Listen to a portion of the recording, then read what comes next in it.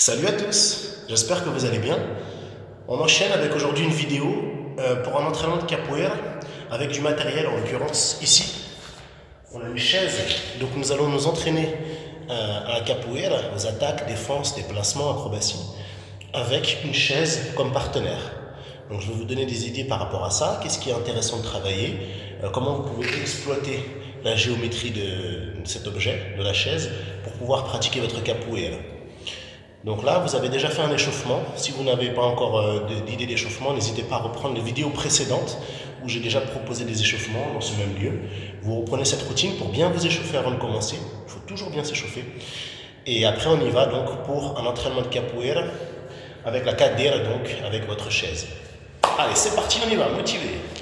Ça y est, vous êtes échauffé, c'est bon? Vous êtes prêts? On y va donc. Alors, on va commencer par travailler nos attaques par-dessus la chaise. L'idée, c'est de passer juste son pied par-dessus le dossier de la chaise. Voilà, en l'occurrence, j'ai mis une petite caméra pour avoir un autre angle. Mais donc, je vais passer mon pied juste au-dessus de la petite caméra pour travailler ma précision, donc juste au-dessus de la chaise avec le pied. Selon les différentes attaques que vous allez faire, ce sera différentes parties du pied qui vont être en évidence, qui vont passer par-dessus la chaise. Mais l'idée, c'est vraiment de passer le pied par-dessus et non pas toute la jambe. Seulement le pied par-dessus la chaise. Voici quelques exemples d'attaques.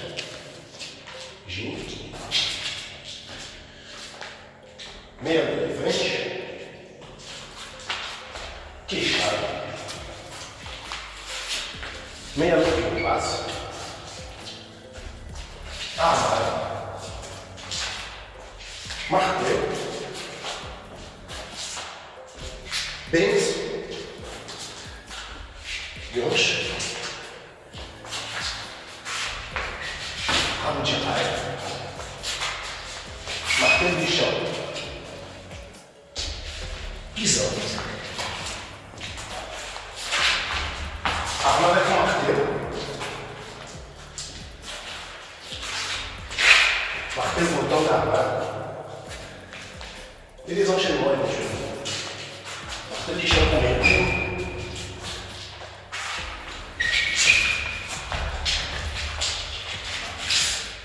Voici quelques exemples donc d'attaques que vous pouvez travailler avec une chaise. On va continuer dans un autre idée. Cette fois-ci, on va travailler des déplacements autour de la chaise. De temps en temps, je ferai aussi des postures d'esquive, en imaginant que quelqu'un m'attaque. Donc je vais me positionner en position d'esquive. Mais ici, principalement, nous focaliser sur les déplacements, quelques exemples de déplacements, et gérer la bonne distance par rapport à la chaise. Ne pas être trop près de la chaise, au risque de ne pas fonctionner quand vous allez jouer. Ne pas être trop loin, sinon c'est un jeu complètement incohérent. Donc rester à la bonne distance de la chaise, de manière à pouvoir avoir une posture et une gestuelle pertinente en fonction d'un partenaire virtuel que vous avez, donc cette fameuse chaise. En général, la distance qu'on recommande, c'est celle à laquelle vous pouvez toucher la chaise, mais juste du bout des doigts. Ici, là c'est la bonne distance. Si jamais je suis là, je suis trop près. Et là, je suis un petit peu trop loin. Juste là, c'est bon. Cette distance-là, c'est la bonne distance pour travailler. Donc ça vous fait peut-être à peu près 1 mètre, un peu moins d'1 mètre entre votre bassin et la chaise. Ok? Voilà, donc je vais vous donner quelques exemples de déplacements que vous allez pouvoir faire ici. Et après, vous les refaites à la maison avec votre chaise, vous les travaillez.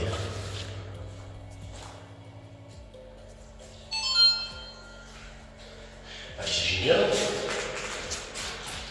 Rouler. Bien. Rouler.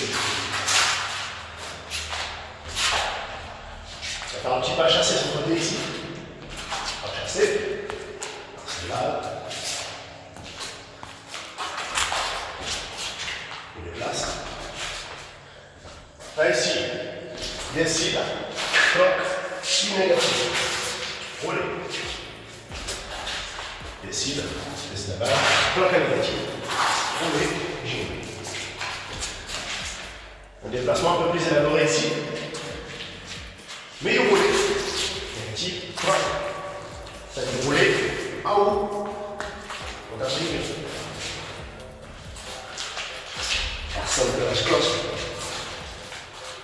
A ouverture.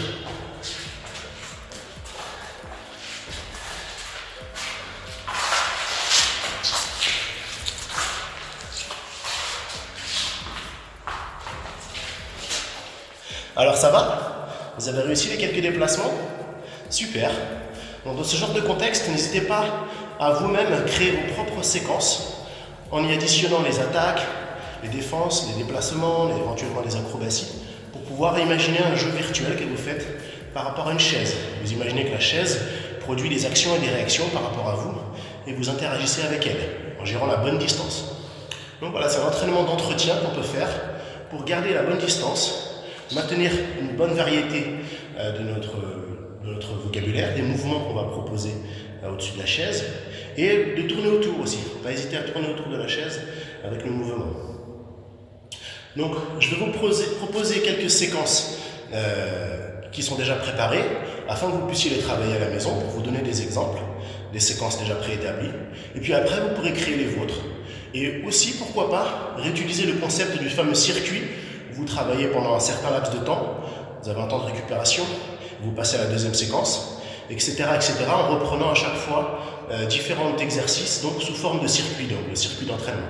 Ça, c'est pas mal pour vous permettre d'avoir un cadre et de bien vous entraîner. Donc regardez bien, je vais vous proposer donc 3 séquences customisées donc avec la chaise. Une plutôt avec des attaques, une autre plutôt avec des déplacements autour de la chaise, et la dernière libre. Vous aurez un petit peu de tout, avec des passages, éventuellement des entrades au niveau de la chaise. Allez, c'est parti pour les séquences. Ok, donc première séquence ici, je suis en gym. Je balance. Je commence ici la séquence. Milano di French. Décide à base. Kesha. Arma. Et la gym. Je reprends. Milano di French. Décide à base. Kesha. Et Arma. Deuxième séquence avec plutôt du déplacement. Gym. Laissez l'eau. Bloc. Négatif. Laissez l'eau. Et à droite. Ici là-bas. Roulez. Négatif. Négatif. Roulez. À droite.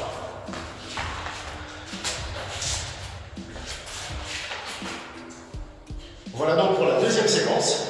Et on termine avec la dernière, un peu plus libre. Vous aurez un petit peu une variété de mouvements d'action avec la chaise.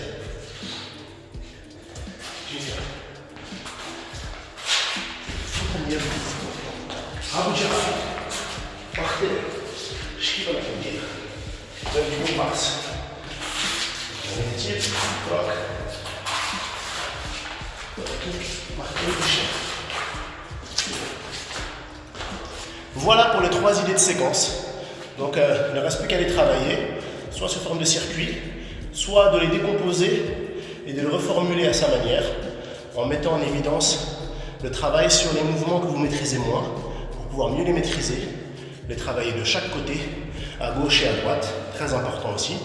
Et puis voilà, d'écouter votre corps, d'adapter votre circuit à votre condition physique, par rapport à votre souffle, par rapport à votre endurance. Donc ça, c'est très important de travailler de manière pertinente, pas trop vous demander, mais suffisamment exiger pour faire des progrès. Et puis là, je vais vous proposer donc, dans la suite une petite séquence avec un travail sur la benguel, utilisant la chaise, sur la yun, pareil, utilisant la chaise, et sur le jeu de 100 mètres, se mettre de range plutôt. Donc, cet exercice va être intéressant pour nous permettre de travailler selon le format de jeu, selon le type de jeu qu'on veut jouer, mais en utilisant toujours la chaise comme référentiel. Donc là, on va commencer avec la benguel. C'est un jeu libre de benguel que vous faites en travaillant les entrades, les marquages, les déplacements, le floreo, les défenses avec la main, ou toujours dans le jeu de la benguel. Ok, donc pour le jeu de la benguel, qu'est-ce qu'il n'a qu'à dire? Cabeça.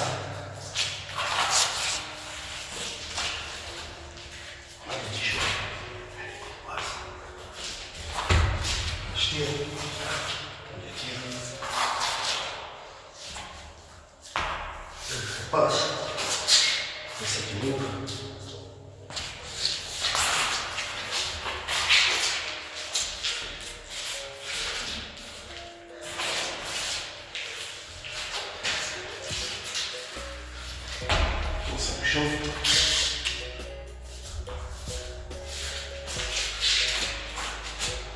Voilà donc notre exercice.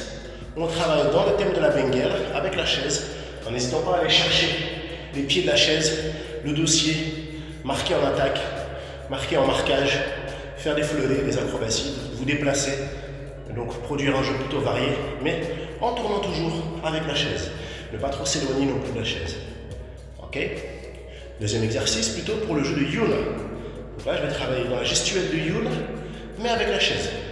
Les attaques, esquives, fleuret, les protections, le marquage sur le fleuret de l'autre. Donc j'imagine que la chaise fait un fleuret et je viens marquer pour pouvoir travailler dans ma Yun. Regardez bien.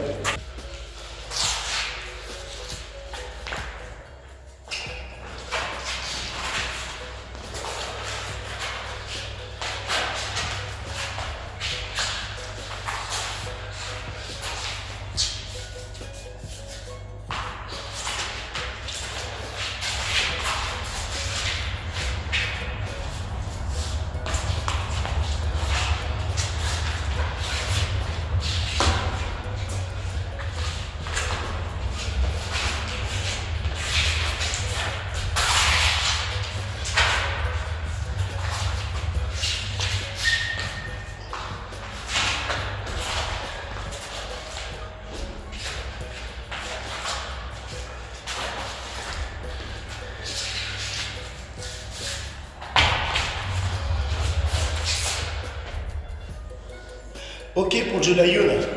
Ça va, vous avez compris à peu près? C'est déjà d'un niveau plus avancé. Mais ça vous donnera des idées pour les élèves déjà d'un niveau plus avancé. On a la Azu, gradé, pour pouvoir vous entraîner au jeu de Yun. Ensuite, on va terminer sur le jeu de Sandbent. Pareil, un jeu improvisé avec la chaise. C'est parti.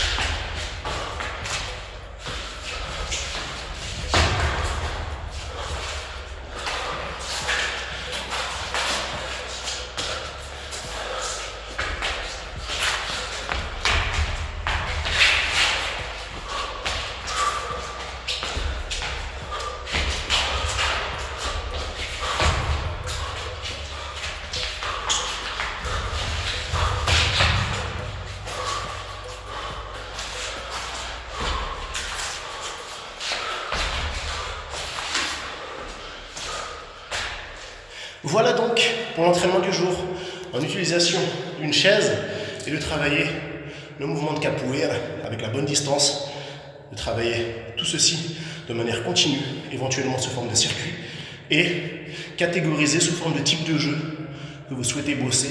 Donc benguel à plus au sol avec marquage, Yun à plus acrobatique avec marquage aussi défense, et Sandbent plus libre, plus athlétique, un peu plus dynamique. Ok, et de gérer la distance, de ne pas se cogner contre la chaise aussi, de ne pas tomber à cause de la chaise, ça serait un peu trop bête. Ok, donc il faut gérer tout ça, votre qualité de gestuelle. Et puis ça peut vous permettre un entretien donc, pendant le confinement pour bosser votre capoeira. Voilà. Donc l'entraînement de la chaise, c'est assez basique, mais c'est quand même très important, ça donne des résultats intéressants pour l'entretien et puis pour aussi améliorer vos bases. Voilà, donc on garde le moral, ok, pendant la quarantaine, c'est comme ça. Même s'il fait beau dehors, voilà, on doit s'adapter. Et je vous retrouve très bientôt pour une prochaine vidéo. N'hésitez pas à mettre un pouce bleu et puis à m'envoyer une requête. À très bientôt pour une prochaine vidéo.